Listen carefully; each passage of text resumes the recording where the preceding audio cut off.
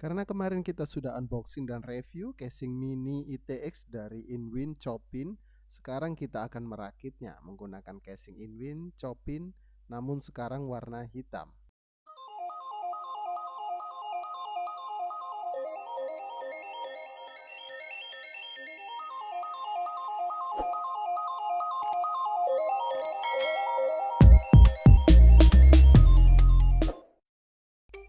Sini untuk motherboardnya saya menggunakan Gigabyte A520 Mini ITX AC. Kenapa saya memilih motherboard ini? Ya, pertama karena harganya yang lumayan murah, dan kedua di sini fiturnya cukup lengkap ya. Bisa multi monitor maksimal hingga 3 ya, ada HDMI-nya 2 dan DP-nya 1. Lalu untuk USB-nya slotnya juga banyak. Lalu yang paling penting ada fitur key flash button ini ya, dan juga memiliki WiFi integrated di dalamnya, dual band, dan juga ada Bluetooth-nya 4.2. Prosesornya sendiri support hingga Ryzen 5000 series. Prosesor yang saya gunakan adalah Ryzen 5 5600G dengan 6 core 12 thread, maksimum speednya ada di 4,4 GHz. Nah, untuk CPU coolernya saya menggunakan Jasenbo HP400 karena ini memang saya pilih khusus untuk mini ITX ya. Di sini RPM-nya maksimum hingga 3000 dan ukurannya memang cocok untuk casing dengan mini ITX. Untuk RAM-nya saya menggunakan Midas Force 8GB 2 keping dengan speed 3200 MHz. Lalu untuk storage-nya, yang pertama saya menggunakan NVMe dari ADATA XPG XX600 Pro 256GB dan MSI Spatium S270 SATA untuk secondary storage-nya. Terakhir, thermal paste yang saya gunakan di sini adalah punya Arctic MX4. Oke, langsung saja kita rakit. Pertama kita buka dulu kuncian soket ini karena ini tidak dibutuhkan untuk CPU cooler kita. Kita buka kunciannya ini ya. Siapkan prosesornya yang sudah kita kasih thermal paste. Pastikan masuk dengan benar, lalu kunci kembali.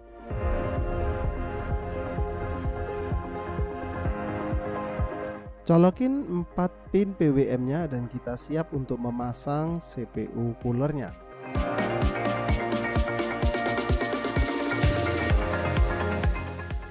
Pastikan posisinya sudah benar dan kaki-kakinya sudah masuk ke empat-empatnya pada lubang soketnya ya.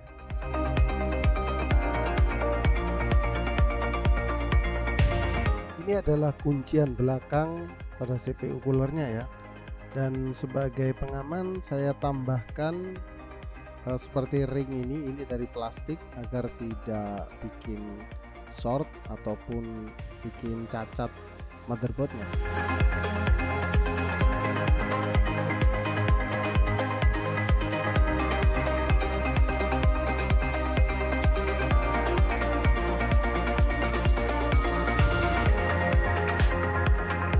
Nah, untuk mengencangkan mur pada bagian belakang CPU coolernya, kita sudah diberikan kuncian seperti ini pada paket penjualan fan Jasenbo-nya ya.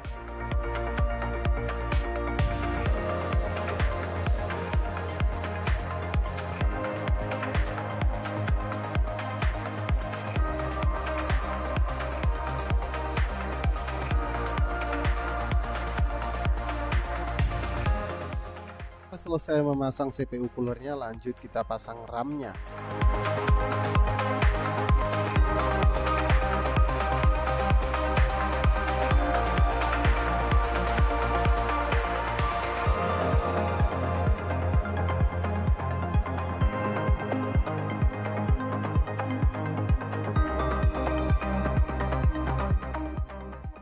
Pastikan garis yang ada di tengahnya sama ya, motherboard dengan RAM-nya.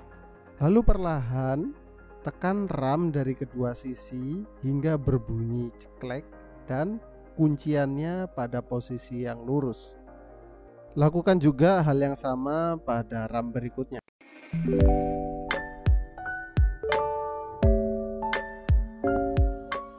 Berikutnya kita memasang SSD NVMe-nya.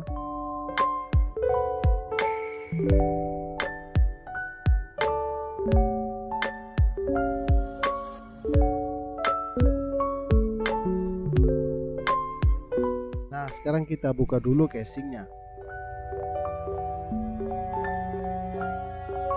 Lalu keluarkan dulu kabel-kabelnya.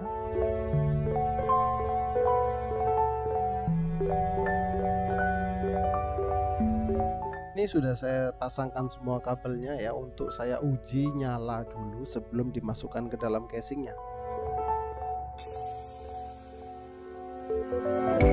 Oke, setelah kita tes dan nyala normal, kita siapkan backplate-nya dipasang ke dalam casingnya.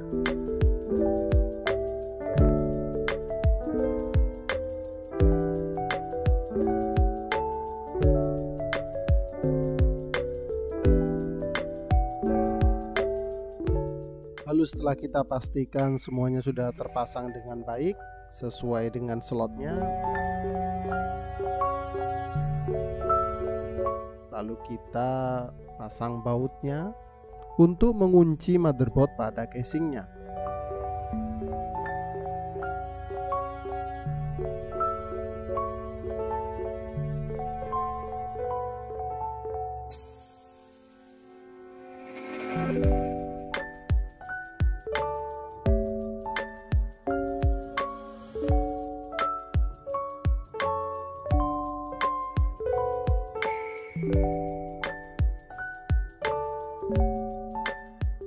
Jika motherboardnya sudah masuk dengan sempurna, sekarang kita colokin lagi semua kabel-kabelnya.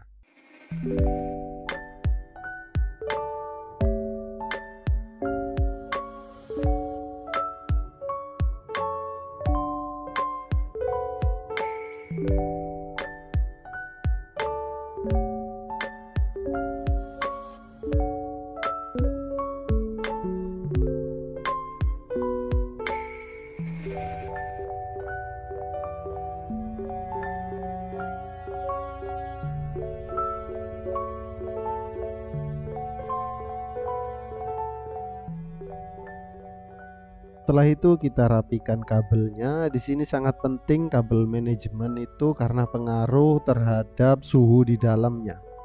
Kalian harus rapi, selain enak dipandang, juga membuat sirkulasi udara di dalam casingnya menjadi bagus.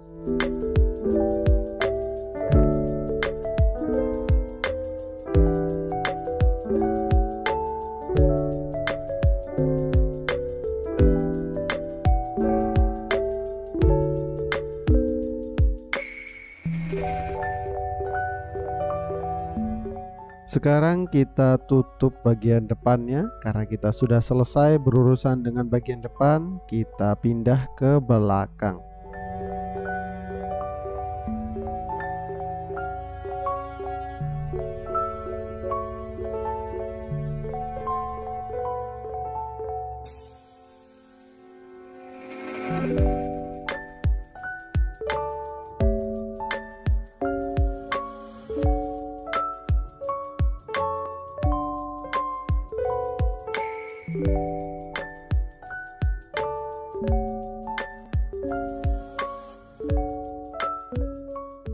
Kita buka storage kita yang kedua, yaitu SSD SATA dari MSI Spatium S270.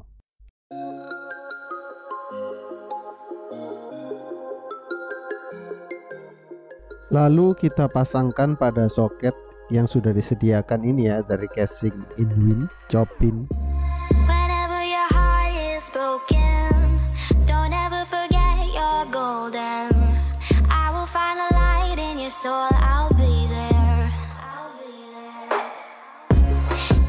Lalu setelah kita pasang SSD-nya pada tempat yang sudah disediakan oleh casingnya, sekarang kita pasangkan lagi ke dalam casingnya ya. Di sini kalian harus perhatikan kaki soketnya ini harus sesuai ya.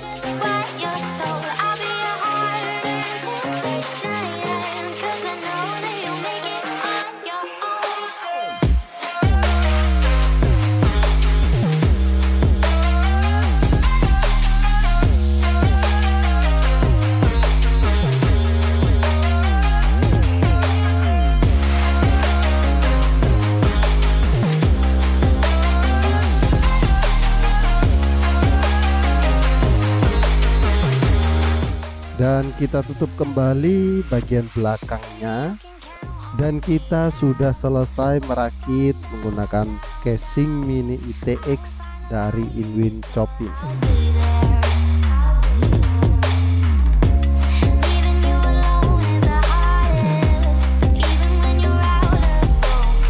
Ini adalah extended WiFi receiver ya, bawaan dari motherboardnya. Namun kita tidak menggunakan ini saat ini, kita akan menggantinya dengan yang lebih simple karena kita ingin semuanya serba simple ya, serba compact.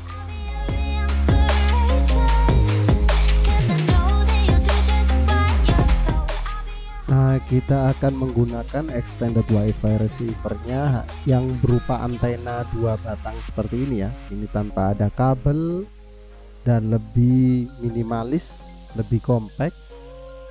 Ini banyak dijual di e-commerce ya.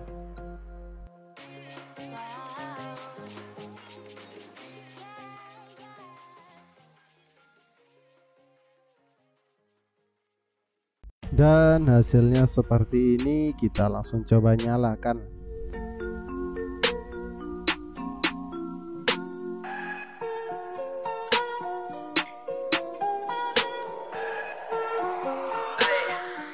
Dan untuk wattnya saya coba untuk lakukan instalasi Windows di kisaran 50 watt ya. Tentu ini belum 100% utility-nya, tapi ini hasil yang bagus.